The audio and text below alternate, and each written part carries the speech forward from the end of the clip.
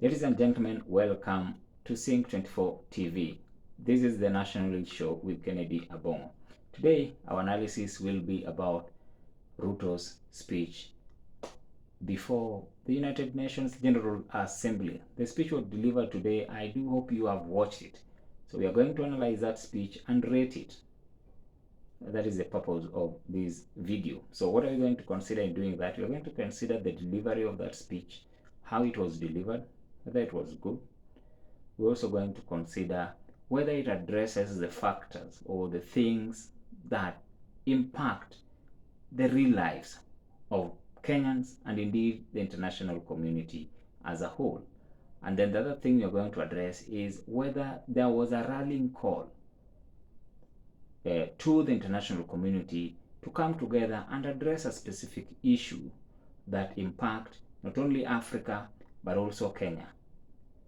Because that is very important, that Kenya has a specific problem, for instance, and which it wants the international community to contribute their to provide their input on. So there is that bit of rallying call. How do you rally these people to your cause? So that is very important. That should come out in a speech of any leader speaking at that stage. So before we go any further, do kindly subscribe and click that notification bell so that you're notified whenever we post. So, how do we rate the speech? Number one, on delivery. On delivery, I'm going to give the president a 10 out of 10. He did quite impeccably. Quite impeccably. He was confident, number one, very confident. His transitioning was just out of this world. When you speak about, if you listen to the speech, he began by praising the smooth transition of power, in Kenya. And then he meant that bit was actually meant to paint Kenya as a democratic state, and indeed Africa as a continent where democratic ideals thrive. So he notes that Kenyan election stands out as a universal power of democracy, which was very, very critical because it elevates Kenya to that level. People can be interested on, okay, when you're speaking about democracy in Kenya, why did he say it stands out as a universal power of democracy? I can tell you for a fact that one thing that comes to mind is how the government of the day supported a different candidate, and that candidate, being Raila Odinga, lost this election, and the government of the day still ensured that there was smooth transition of power. So Kenya would be a case study when it comes to the democratic ideals. People would want to be studying these things. Then they will make Kenya, like Ghana has been for the past few years, a case study when it comes to democracy in Africa. Kenya is highly becoming part of that discussion with the going-ons so far in this year 2022. So how did it transition? When you transition from the Kenyan context now to addressing the global issues, again, you have to give him a 10. You have to give him a 10 on transitioning, because that now, is now drawing the attention of the international community to listen to him on problems that are now impacting international community as a whole, you see. So he began by first noting the importance of the 77th UN General Assembly and pointing out that it comes at a time when the global community is faced with various challenges. He went ahead to mention those challenges, such as COVID-19, which he mentioned the rising cost of living, among others. So that transitioning was quite impeccable. You now expose these people to problems that they also face in their respective country. Therefore, you're capturing their attention to listen to you, or to listen to you more in that regard. So I found is delivery impeccable. I found is transitioning quite wonderful. And then the speech itself, if you read the speech itself, was it well written? I think it was well written.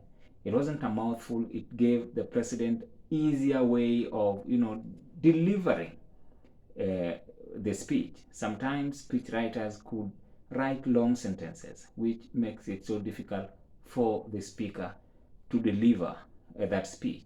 So Ruto's speech was not a mouthful. Short sentences, he used short sentences to tremendous precision. So that makes it easier for the person delivering the speech to walk through quite easily when delivering that speech. So in terms of writing, we also rate him at 10. So that is 30. And then we now go to whether or not the speech was what really we didn't like about the speech. So what did we like about the speech? Number one, it did not address specific problems and rallying call. That is what I term as rallying call. So when leaders speak at that stage, at the ending is expected that there is some sort of rallying call. So those who listened to President Biden of the United States speak, there was this rallying call against Russia. You see, so there is a specific problem or global problem that they are seeing, and then there is the rallying call against Russia. So he mentions Russia by its name. So that is important because you tell the international community that this matter of Russia is quite urgent. I'm saying so because it is very important for each country. A particular problem facing another country cannot be a problem to others. So what is a problem to Africa and Kenya in particular? And is this problem shared with the larger international community? The problem is the cost of living. President Ruto spoke about the cost of living quite generally. So he did not, but he failed to, rally the international community to having this matter prioritized. Like Biden rallied the international community to having the issue of Russia prioritized. So you expected President Ruto to also rally international community to having the high cost of living prioritized because it is a matter that affects not only Kenya but Africa as a whole. We are a continent capable of achieving food security, but we are not doing that. We know these problems we are facing, why we cannot achieve food security. It was important at that stage to rally that international community to help us in ensuring that we achieve food security in Africa. Because for us, the wars between the big nations is not so much of a concern to us. I'm not saying it is not of concern, but we really do not have, we really don't care as much.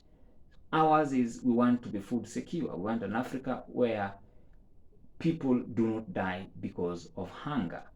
So those are factors that I felt Ruto should have addressed with tremendous precision. You address them so that the international community can see the seriousness of those issues. Another thing that we did not like about the speech is that he used his he used more of Biden's philosophy, building back better. I don't know why he used that, because probably because there is some sort of similarity between what Biden is propounding in the United States and what is propounding in Kenya. Both believe in bottom up, but you see, Biden developed this philosophy of building back better. Ruto developed the bottom up economics. So his rallying call has been, or his political philosophy has always been bottom up, bottom up, bottom up, bottom up. So I expected that would be the rallying call. That would be the recurring theme in his address to the international community. Quite funnily, however, he used a lot of building back better, until I thought, oh, is he now, actively representing or appropriating Biden's philosophy? That I felt was a failure on his side, and maybe on the speechwriter. Not quite on his side, but the speechwriter. He should have gone with something like building from bottom up rather than building back better. So we should have been building from bottom up, building from bottom. That should have been the recurring theme in his speech when he's addressing the issue of, uplifting the downtrodden in the society. And then what I think, just also to give him a bit of points on that, is the fact that he used that again opportunity to, also propound his philosophy, not as much as I expected him to do, but he used the need to that stage to propound his philosophy of bottom up, which was quite well. Then we go now to the general outcome of the speech. How do you rate him? The speech, generally I would give him an 8 out of 10. I would say 8 out of 10 for these reasons, because it was a speech that was meant to excite the West without necessarily offending the East. That was the intention. You address the issues that are of concern to the Western world, but you don't do so with specificity as to, run foul of the East. For instance, when you speak about climate change, then you have China under radar. China is an important trade ally, so you don't want to offend China because we have their loans, and I think there is every intention to continue borrowing from China, considering that the president had met with the president of China, Xi Jinping, today. So I think trade issues were discussed. So you don't want to be more specific as to offend those kind of nations. So that is why it would be very, very important for the US to know that Kenya also feels the same way as us on this issue of climate change, but China as well would feel comfortable working with Kenya because probably it did not really call us out on this specific issue. And you would also note that he avoided attacking Russia. And I think that was very tactical. Sometimes geopolitics can be a bit rough when you are a country trying to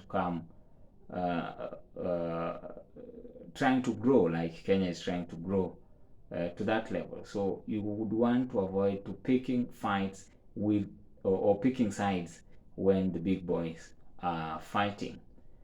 All in all, I felt the speech was quite well, and therefore, viewers, that marks the end of our analysis today. Do kindly share this video and leave a comment. We'd like to know what you think about that speech as well. Thank you very much.